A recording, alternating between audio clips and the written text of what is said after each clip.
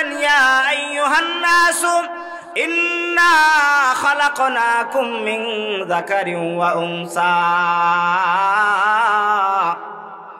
وجعلناكم شعوبا وقبائل لتعارفوا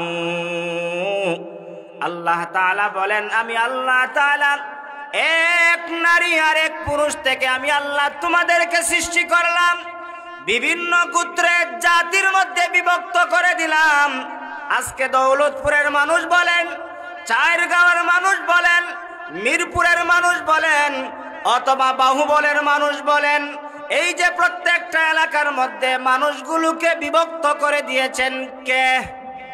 জোরে আওয়াজ দিয়া বলুন কে?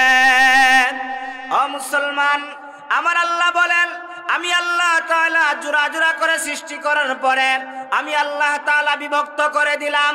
বিভিন্ন গোত্রের মধ্যে, জাতির মধ্যে কোন গোত্র দেখা যায় সদরি গোত্র আছে, সদরি বংশ আছে, পাঠান বংশ আছে, খন্দকার বংশ আছে, কত ধরনের কত বংশ আছে, কত গোত্র আছে। কিন্তু জেনে রাখবারে মুসলমান, কোন বংশ আমি আল্লাহ তাআলার কাছে দামি হতে পারে না। আমি আল্লাহ তাআলার কাছে দামি হবে ওই সমস্ত লোকেরা যারা ইন্না আকরামাকুম ইনদাল্লাহি আতকাকুম, যে যত বড় মুত্তাকি হতে পারবে, যে তাকওয়াওয়ালা হতে পারবে, ওই ব্যক্তিটা আমার আল্লাহর কাছে দামি হতে পারবে। জোরে আওয়াজ দিয়া বলুন না আল্লাহু আকবার। ও মুসলমান, আজকে আমরা যাদেরকে জ্ঞানী মনে করি, বুদ্ধিমান মনে করি, রাস্তায় রাস্তায় হাঁটে কিন্তু নামাজ পড়ে না, তাকেও আমরা জ্ঞানী বলে করি, তাকেও আমরা জ্ঞানী বলে ডাকি। আল্লাহর ভাষায় ওই ব্যক্তিটা জ্ঞানী হতে পারে না, আল্লাহর ভাষায় ওই ব্যক্তিটা বুদ্ধিমান হতে পারে না। আল্লাহ তাআলা বলেন, জ্ঞানী এবং বুদ্ধিমান হলো তারা যারা দাঁড়ায়া দাঁড়ায়া আল্লাহকে স্মরণ করে, যারা বসে বসে আল্লাহকে স্মরণ করে, যারা শায়িত অবস্থায় আল্লাহকে স্মরণ করে, আল্লাহর বানানো আসমানের দিকে তাকায়, আল্লাহর বানানো জমিনের দিকে তাকায়, আল্লাহর বানানো পাহাড়ের দিকে তাকায়, আল্লাহর বানানো হাজারো নিয়ামতের দিকে তাকায় বলে, আল্লাহ আসমান আপনি অনর্থক বানান নাই, জমিন আপনি অনর্থক বানান নাই, পাহাড় আপনি অনর্থক বানান নাই, পর্বত আপনি অনর্থক বানান নাই। ওই বান্দাটা আল্লাহর হাজারো নিয়ামত দেখার পরে প্রশংসা করে একমাত্র কার? আর একটু জোরে আওয়াজ দিয়া বলুন কার? আল্লাহর প্রশংসা করে। আল্লাহর প্রশংসা করে কিভাবে? আল্লাহর পূত পবিত্রতার কথা বর্ণনা করে। আল্লাহ তাআলা বলেন, ওই বান্দা ডাক দিয়া বলে, সুবহানাক, ও আল্লাহ আপনি পূত পবিত্র, আপনার চাইতে পবিত্র আর কেউ নাই, আপনার চাইতে পবিত্র সত্তা আর কেউ নাই। আপনি পবিত্র সত্তার কাছে আমি একজন কৃষকওয়ালা, আমি একজন চাকরিওয়ালা, আমার টাকা নাই পয়সা নাই, আপনার কাছে একটাই ফরিয়াদ করি, আপনার কাছে একটাই চাই। ও আল্লাহ, আপনার কাছে চাওয়াটা হলো দুনিয়ার টাকা চাই না, দুনিয়ার ব্যবসা চাই না, দুনিয়ার কোনো কিছুই চাই না গো মালিক, একমাত্র তোমার কাছে চাই তুমি আমাদেরকে জাহান্নাম থেকে মুক্তি দাও, জাহান্নাম থেকে মুক্তি দাও। এবার একটা জবানও বন্ধ রাখবেন না, উঁচু আওয়াজে বলুন, আমরা জাহান্নাম থেকে মুক্তি চাই কি চাই না? আর একটু জোরে আওয়াজ দিয়া বলুন, চাই কি চাই না? আজকে জাহান্নাম থেকে মুক্তি চায় কারা? প্রমাণ হয়ে গেল। আল্লাহর কথা শোনার পরে আল্লাহর মজলিসে আসবে যারা, আল্লাহর কথা শোনার পরে আল্লাহর মজলিসের মধ্যে আসবে যারা, কোরআনের মজলিসের মধ্যে আসবে যারা, জিকিরের মজলিসের মধ্যে আসবে যারা, প্রমাণ হয়ে যাবে তুমি টাকাওয়ালা না হলেও আল্লাহর কাছে তুমি দামি, তুমি পয়সাওয়ালা না হতে পারো, তুমি আল্লাহর কাছে দামি। তুমি এরকম ভাবে পাঠান বংশের না হতে পারো, তুমি আল্লাহর কাছে দামি। আল্লাহর কাছে দামি হওয়ার জন্য বংশের প্রয়োজন হয় না, আল্লাহর কাছে দামি হওয়ার জন্য টাকার প্রয়োজন হয় না, আল্লাহর কাছে দামি হওয়ার জন্য খালিস ইখলাসওয়ালা একটা দিল আর কলব লাগে। এই কলবটাকে পরিষ্কার করা আমার আপনার দরকার আছে না নাই? আর একটু জোরে আওয়াজ দিয়া বলুন, আছে না নাই? এই জন্য আমার তেলাওয়াতকৃত আয়াতে আল্লাহ তাআলা বলেন, ওরে পৃথিবীর মানুষেরা, তোমরা আমি আল্লাহ তাআলা যে একজন রব আছি, আমি আল্লাহ তাআলা যে তোমাদের বানানেওয়ালা, আমি আল্লাহ তাআলা যে তোমাদের সৃষ্টি করনেওয়ালা, আমি আল্লাহ তাআলাকে তোমরা চিনো, আমি আল্লাহ তাআলাকে তোমরা চিনা, আমি আল্লাহ তাআলার ইবাদত করো, আমি আল্লাহ তাআলার গোলামি করো, আমি আল্লাহ তাআলার দাসত্ব করো। ইবাদত করতে পারলে, দাসত্ব করতে পারলে টাকার প্রয়োজন হবে না, সম্মানের মালা পরাইয়া দিবেন কে? আল্লাহ তাআলা পরাইয়া দিবেন। ও মুসলমান, এই জন্য আমার তেলাওয়াতকৃত আয়াতে আল্লাহ বলেন ওয়াকাদা রব্বুকা, আমার রবের ফয়সালা, আমার রবের নির্দেশ। কি নির্দেশ? আল্লাহ তাআলা বলেন এক নম্বরের নির্দেশ হলো তোমরা ইবাদত করবা একমাত্র কার? আরেকটু জোরে আওয়াজ দিয়া বলুন কার? কৃষকওয়ালা কৃষিকাজ করে, তার কৃষিকাজের পিছনে একটা কারণ আছে। চাকরিওয়ালা চাকরি করে, তার চাকরি করার পিছনে একটা কারণ আছে। ব্যবসায়ী ব্যবসা করে, তার ব্যবসা করার পিছনে একটা কারণ আছে। দেশ থেকে প্রবাসে একজন মানুষ যায়, তার প্রবাসে যাওয়ার পিছনে একটা কারণ আছে। নদীর মধ্যে জাল বায়, তার জাল বাওয়ার পিছনে একটা কারণ আছে। দুনিয়ার মধ্যে একজন জ্ঞানী বুদ্ধিমান মানুষ যা করে তার পিছনে কারণ আছে না নাই? আমার আল্লাহ তাআলা বলেন ওরে দুনিয়ার মানুষেরা, আমি আল্লাহ তাআলা আসমান বানাইলাম, জমিনটা সমতল করে তোদের জন্য দিলাম। ও বান্দা, আসমান এমনি বানাই নাই, জমিন এমনি বানাই নাই। আল্লাহর নবী বিশ্ব নবী রাহমাতুল লিল আলামিন বলেন আদ-দুনিয়া খুলিকাত লাকুম ওয়া আনতুম খুলিকতুম লিল আখিরাহ। পৃথিবীর মানুষেরা শুনে রাখো, দুনিয়ার সব কিছু আল্লাহ বানাইছেন আমাদের জন্য, আর আমাদেরকে একমাত্র বানাইছেন আল্লাহর জন্য। জোরে আওয়াজ দিয়া বলুন না সুবহানাল্লাহ। আল্লাহ বানাইছেন আসমান আমাদের জন্য। আসমানের সূর্য দেয়, সূর্যের আলো আমরা বুক করি। রাত্রে বেলা চন্দ্রের আলো দেয়, চন্দ্রের আলো আমরা বুক করি। জমিনের মধ্যে বিচরণ করি।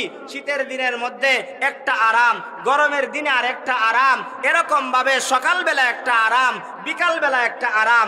এত কিছু আরামের ব্যবস্থা আল্লাহ কি অনার্থক করছেন না করার পিছনে কারণ আছে? ঘরওয়ালা যেরকম ভাবে ঘর বানানোর পিছনে কারণ আছে, চাকরিওয়ালা চাকরি করার পিছনে যেরকম ভাবে কারণ আছে, মহান রব, মহান মালিক, মহান আল্লাহ তাআলা আমাকে আপনাকেও বানানোর পিছনে কারণ আছে। আল্লাহ তাআলা বলেন কি কারণ? আফা হাসিবতুম আন্নামা খালাকনাকুম আবাসা আবাসা ওয়া আন্নাকুম ইলাইনা লা তুরজাউন। আল্লাহ তাআলা বলেন পৃথিবীর মানুষেরা, তোমরা কি ধারণা করো আমি আল্লাহ তাআলা তোমাদেরকে অনার্থক অকারণে নিষ্প্রয়োজনে সৃষ্টি করেছি? না বান্দা না, আমি আল্লাহ তাআলা তোমাদেরকে অনার্থক সৃষ্টি করি নাই। আমি আল্লাহ তাআলা তোমাদেরকে অনার্থক বানাই নাই। কেন বানাইছেন? এক নাম্বার কারণ হলো আল্লাহ তাআলা বলেন ওয়ামা খালাকতুল জিন্না ওয়াল ইনসা ইল্লা লিয়াবুদুন। এক নাম্বার কারণ হলো আল্লাহ বলেন আমি মানব জাতি আর জিন জাতিকে বানাইছি একমাত্র আমি আল্লাহর গোলামি করার জন্য। জোরে জোরে আওয়াজ দিয়া বলুন না সুবহানাল্লাহ। আল্লাহ আমাদেরকে বানাইছেন আল্লাহর গোলামির জন্য। আর আমার তেলাওয়াতকৃত আয়াতে আল্লাহ বলেন আমি আল্লাহর এক নম্বরের ফয়সালা নির্দেশ হলো তোমরা একমাত্র গোলামি করবা আমি আল্লাহর। আমরা একমাত্র গোলামি করব কার? আল্লাহর গোলামি করব। নামাজ পড়ব কার জন্যে? রোজা রাখবো কার জন্যে? সব কিছু করব একমাত্র কাকে খুশি করার জন্যে? আল্লাহকে খুশি করার জন্য। হযরতে লুকমান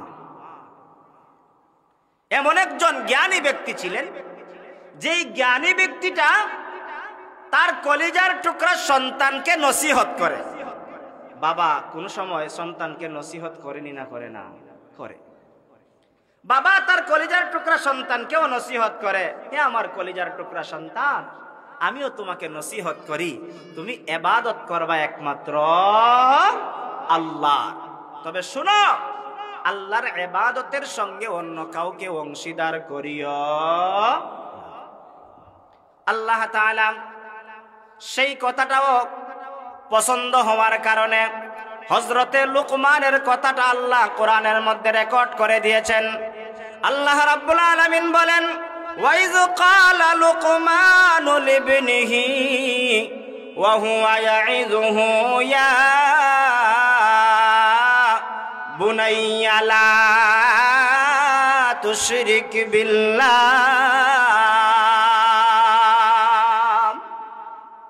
হযরতে লুকমান আলাইহিস সালাতু ওয়াস সালাম ওনার কলিজার টুকরা সন্তানকে নসিহত করেন, ওরে আমার কলিজার টুকরা সন্তান, তুমি শোনো, শ্রবণ করো, আল্লাহর ইবাদত করবা, আল্লাহর ইবাদতের সঙ্গে কাউকে অংশীদার করবা না। আমার নবী সাল্লাল্লাহু আলাইহি ওয়াসাল্লাম দুনিয়াতে আগমন করার পরে আমার নবীজি সাল্লাল্লাহু আলাইহি ওয়াসাল্লাম মক্কা নগরীতে জন্মের পর থেকে 40টা বছর মক্কায় কাটাইছেন। মক্কার কত মানুষকে দেখছেন, কেউ সূর্যের পূজা করে, কেউ চন্দ্রের পূজা করে, কেউ গায়রুল্লাহর পূজা করে, কেউ এরকম ভাবে 33 কোটি দেবতার সামনে মাথা নত করে। আমার নবী সাল্লাল্লাহু আলাইহি ওয়াসাল্লাম কোনো কথা বলে নাই। যখন 40 বছর একদিন উপনীত হওয়ার পরে জাবালে নুরহা গুহার মধ্যে যখন আল্লাহ জানায় দিলেন, ওগো নবীজি, এতদিন আপনার পরিচয় ছিল মুহাম্মদ বিন আব্দুল্লাহ, আজকে থেকে আপনার পরিচয় হয়ে গেল মুহাম্মাদুর রাসূলুল্লাহ। মুহাম্মাদুর রাসূলুল্লাহর স্বীকৃতি আপনাকে দেওয়ার পরে নবীজি এবার ওই সমস্ত লোকদের কাছে দাওয়াত দেন, নসিহত করেন, যারা সূর্যের পূজা করত, যারা চন্দ্রের পূজা করত, যারা 33 কোটি দেবতার পূজা করত, যারা গায়রুল্লাহর পূজা করত, তাদেরকে বলতেন, তোমরা সূর্যের পূজা করিও না, তোমরা গায়রুল্লাহর পূজা করিও না, একমাত্র গোলামি করবা কার? আরেকটু জোরে আওয়াজ দিয়া বলুন, কার? হযরতে লুকমান আলাইহিস সালাতু ওয়াস সালাম ওনার সন্তানকে বললেন, ইবাদত করবা, কলিজার টুকরা সন্তান শোনো, নির্বেজাল ইবাদত করবা, যে ইবাদতের মধ্যে অন্য কাউকে অংশীদার করবা না। ও কলিজার টুকরা সন্তান, শুনিয়া রাখো, তোমার ইবাদতের মধ্যে যাতে শিরিক না ঢুকতে পারে এমন ইবাদত করবা। শিরিক গুনাহ হলো মারাত্মক গুনাহ, কঠিন গুনাহ, বড় গুনাহ। ওই গুনাহ থেকে সন্তানকে হযরতে লুকমান বাঁচানোর জন্য নসিহত করেছে। আজও আমাদের যাদের সন্তান আছে, আমাদের সন্তানকেও এমন নসিহত করা বাবা হিসাবে আমাদের দরকার আছে না নাই? আরেকটু জোরে বলেন। বাবায় খায় দেখায় দেখায় সিগারেট, সন্তানে খায় গোপনে গোপনে সিগারেট, আসেনি? কিছু জায়গায় দেখা যায় বাবা এমন সভ্য বাবা, ভদ্র বাবা, সন্তান দেখায় বিড়িটা ধরাইয়ান, সন্তানেও ধরায়, ধরাইয়া 2টা টান দেয়, দেয়া কয় আব্বা নেও তুমি। এমন উপদেশ দেওরা বাবা আসেনি এলাকায়? আছে।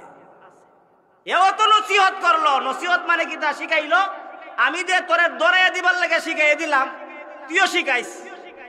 আর হযরতে লুকমানও শিখাইলেন তার সন্তানকে, ও সন্তান শুনো, ইবাদত করবা আল্লাহর, কিন্তু ইবাদতের মধ্যে অন্য কাউকে অংশীদার করবা না। এই কথাটা আল্লাহর কাছে ভালো লেগে গেছে, আর ভালো লাগার কারণে আল্লাহ তাআলা উম্মতে মুহাম্মদীর শিক্ষার জন্য আল্লাহ তাআলা কুরআনুল কারীমের মধ্যে সেই কথাটা রেকর্ড করে দিয়েছেন। কিয়ামত পর্যন্ত উম্মতে মুহাম্মদী সেই কথাগুলো শিক্ষা গ্রহণ করবে, আর শিক্ষা গ্রহণ করে তার সন্তানকে নসিহত করবে, আর সন্তানকে নসিহত করার দ্বারা ওই সন্তান জাহান্নাম থেকে বাঁচতে পারবে।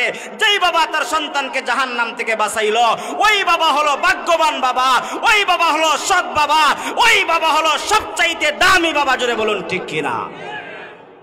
আজকে এমনও বাবা পাওয়া যায় যেই বাবা তার সন্তানকে ভালো কাজের উপদেশ দেয়। এমনও দেখেছি, সন্তানের সামনে পরীক্ষা, রমজান আসছে, এরকম হয় কি হয় না? রমজান আসছে, সামনে পরীক্ষা, কলিজার টুকরা বালেগ অথবা বালেগা সন্তানটা, ছেলে হোক অথবা মেয়ে হোক, রমজান মাসে রোজা রাখায় না। যদি রোজা রাখে শরীরটা ভেঙে যাবে, শরীরের স্বাস্থ্য কমে যাবে, আর আমার সন্তানটার কষ্ট হবে। তুমি যে কেমন বাবা, তোমার কলিজার টুকরা বালেগ অথবা বালেগা সন্তানটার রোজা ভাঙ্গাইলা, ফরজ বিধানটা ভাঙ্গাইলা। তুমি বাবা তো আল্লাহর আসামির কাঠগড়ায় দাঁড়ায় যাইবা। তুমি বাবা যতক্ষণ না পর্যন্ত সন্তানকে কেন রোজা ভাঙ্গাইছিলা জবাব না দেওয়া পর্যন্ত হাসরের কঠিন ময়দানে আল্লাহর কাছ থেকে বাঁচতে পারবে না। আল্লাহর কাছে ওই সন্তান বলবে, রব্বানা আতিহিম দিফাইনি মিনাল আযাব, আল্লাহ আমার বাবারে দ্বিগুণ আযাব দাও। আল্লাহর ওই আযাব থেকে তার বাবা বাঁচতে পারবে। যাই হোক, যেই কথাটা বলতেছিলাম, আল্লাহ তাআলা আমার তেলাওয়াতকৃত আয়াতের শুরুতে 1 নম্বরের ফয়সালা নির্দেশ কি দিলেন? ও পৃথিবীর মানুষেরা, তোমরা ইবাদত করবা একমাত্র কার? আর একটু জোরে আওয়াজ দিয়া বলুন, কার? ইবাদত করবা একমাত্র আল্লাহর, কিন্তু সেই ইবাদতের মধ্যে অন্য কাউকে অংশীদার করবা। যেমন হাদিসে পাকের মধ্যে এসেছে, আল্লাহর নবী বলেন, মান সাল্লা ইউরাই ফাকাদ আশরাকা ওয়া মান সামা ইউরাই ফাকাদ আশরাকা ওয়া মান তাসাদ্দাকা ইউরাই ফাকাদ আশরাকা। আমার নবী সাল্লাল্লাহু আলাইহি ওয়াসাল্লাম বলেন, পৃথিবীর মানুষেরা শুনে রাখো, কেউ যদি মানুষকে দেখানোর জন্য নামাজ পড়ে, সে যেন আল্লাহর সঙ্গে শিরিক করলো। কেউ যদি মানুষকে দেখানোর জন্য রোজা রাখে, সে যেন আল্লাহর সঙ্গে শিরিক করলো। কেউ যদি মানুষকে দেখানোর জন্য দান সদকা করে, মানুষের কাছে বাহ বাহ পাওয়ার জন্য, সে যেন আল্লাহর সঙ্গে শরীক করলো। ওই ব্যক্তি নামাজ পড়েছে যাকে দেখানোর জন্য, হাসরের ময়দানে আল্লাহ বলবেন, যাও যাও, তোমার ওই বান্দাকে দেখানোর জন্য নামাজ পড়েছিলা, তার কাছ থেকে বিনিময় নিয়ে আসো। বলুন তো দেখি, যাকে দেখানোর জন্য নামাজ পড়ছিল তারই তো 12টা বাজবে, সে আবার কি প্রতিদান দিবে, ঠিক কিনা? মনে করেন তার নেতারে দেখাইতে গিয়া নামাজ পড়ছে, তার ফির বাবারে দেখাইতে গিয়া নামাজ পড়ছে, অথবা অমুকরে খুশি করার লেগে নামাজ পড়ছে। এই নামাজ তো আল্লাহর জন্য হতে পারে না। হাসরের ময়দানে আল্লাহ বলবেন, ওরে পৃথিবীর মানুষেরা, যারে দেখানোর জন্য নামাজ পড়ছিলা তার কাছ থেকে বিনিময় নিয়ে আসো। ওই সময় কি তা বিনিময় লেনদেন করার কোনো সুযোগ থাকবে? থাকবে। যা নিয়ে যাইবা এখান থেকে, তার বিনিময় সেখানে বদলা পাওয়া যায়। সংক্ষিপ্ত কথা, 1 নম্বরের নির্দেশ আল্লাহ দিলেন, গোলামি চলবে কার? 2 নম্বরের নির্দেশ আল্লাহ বলেন, ওয়াবিল ওয়ালিদাইনি ইহসানা। ও পৃথিবীর মানুষেরা, আমি আল্লাহ তাআলা যত বড়, আমি আল্লাহ তাআলার কথাও তত বড়। চেয়ারম্যান যত বড়, ইউনিয়নের মধ্যে চেয়ারম্যানের কথাটাও তত বড়। ওয়ার্ডের মেম্বার যত বড়, মেম্বারের কথাটা তার ওয়ার্ডের মধ্যে তত বড়।